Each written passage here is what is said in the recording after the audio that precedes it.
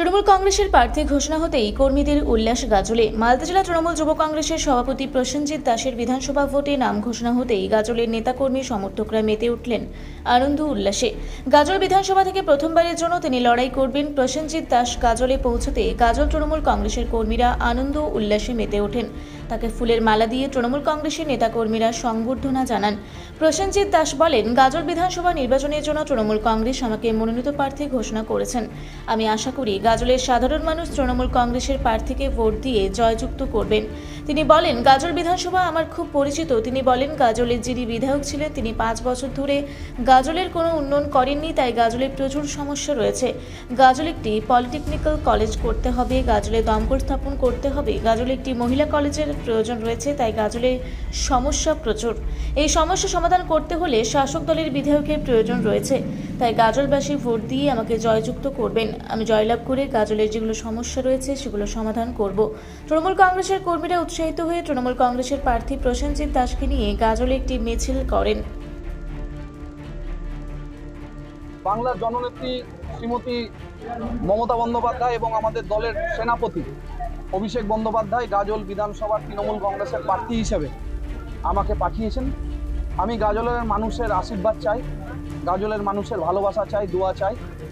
সর্বোপরি গাজলের যে 5 বছরের ব্যর্থ বিধায়ক, তিনি যে মানুষের কোনো কাজ করেননি, এটা আমার বক্তব্য নয়। আজকে যখন জনসভা আমাদের যে মিছিল, আমাকে স্বাগত জানানোর জন্য মানুষের যে আগ্রহ এবং স্বতঃস্ফূর্ততা আমি উল্লেখ দেখতে পেয়েছি, সেটা কখনোই ভোলার নয়। সেখান থেকেই বহিঃপ্রকাশ যে গাজলের মানুষ কিন্তু এবার বিজেপির বিধায়কের থেকে পরিবর্তন চাইছে।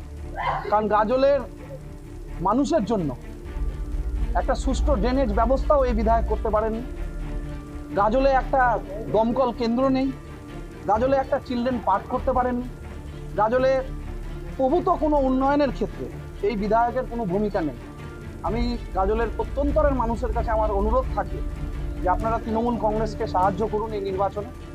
তৃণমূল কংগ্রেস যেভাবে এসআইআর এর নাম বাদ গেছে মানুষের, মতুয়া মানুষের, রাজবংশী সম্প্রদায়ের মানুষের, আদিবাসী সম্প্রদায়ের মানুষের, সংখ্যালঘু মানুষের যেভাবে নাম বাদ গেছে, তাদের নাম ভোটাধিকার ভোটার লিস্টে রাখবার জন্য একমাত্র লড়ছে তৃণমূল কংগ্রেস। তাই গাজলের মানুষের কাছে নিজের জমি বাঁচাতে, নিজের নাম বাঁচাতে একমাত্র অবলম্বন হচ্ছে কিন্তু মমতা বন্দ্যোপাধ্যায় এবং অভিষেক বন্দ্যোপাধ্যায় এবং তৃণমূল কংগ্রেস। আর আমি তৃণমূল কংগ্রেসের জোড়া ফুলের প্রার্থী, আমার প্রতিনিধি হয়তো মমতা বন্দ্যোপাধ্যায়ের আমি, কিন্তু এই সমস্ত কেন্দ্রে কিন্তু আমরা লড়াই করব দিদিকে সামনে রেখে এবং অভিষেক বন্দ্যোপাধ্যায়কে সামনে রেখে। তাই আমি দিদি এবং অভিষেক বন্দ্যোপাধ্যায়ের প্রার্থী। গাজলের সর্বস্তরের তৃণমূল কংগ্রেসের নেতৃত্ব কর্মীবৃন্দরা সবাই একসাথে একজোট মিলেছে, হাতে হাত রেখে। তাদের সকলের হয়ে আমি লড়াই করব নিশ্চিতভাবে সামনে দাঁড়িয়ে। এবং আমাদের স্থির বিশ্বাস গাজলের সুস্থ চিন্তনশীল মানুষ, গাজল সংস্কৃতির জায়গা, গাজল সমাজ কর্মীরা আছেন এখানে, গাজলের ব্যবসায়ী মানুষেরা আছেন। আমি প্রত্যেকটা মানুষের কাছে অনুরোধ করব, আমরা এই এলাকায় শান্তি শৃঙ্খলা রাখবো এবং কোনো জুলুমবাজি কোনো ব্যবসায়ীদের উপরে হবে না, আমরা সেটা নিশ্চিতভাবে দেখব। এবং তার পাশাপাশি আমরা এখানে একটা সুস্থ আইন শৃঙ্খলার মধ্য দিয়ে যাতে গাজলের প্রতিটা মানুষের কাছে মমতা বন্দ্যোপাধ্যায়ের উন্নয়ন যেভাবে পৌঁছেছে, সেটা যেন আরও গ্রাম স্তরে আমরা পৌঁছে দিতে পারি, সেটাই আমাদের প্রধান উদ্দেশ্য হবে।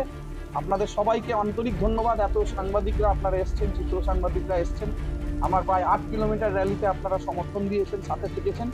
আপনারা নিজেরাই সেই উচ্ছ্বাস এবং ভালোবাসা দেখেছেন।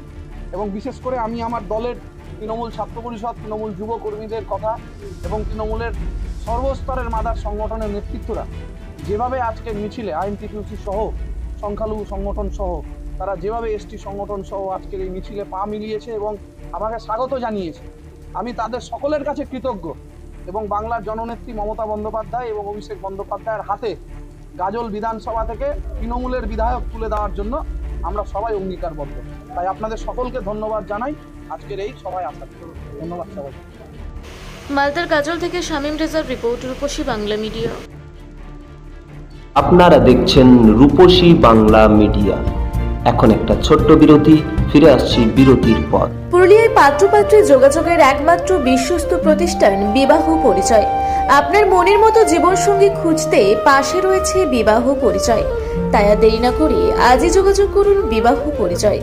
Municipality Commercial Complex, second floor, Chaibasa Road, opposite PWD Office, Purulia. Mobile number 9232440272. ফিরে এলাম বিরতির পর। আপনারা দেখছেন রূপসী বাংলা মিডিয়া।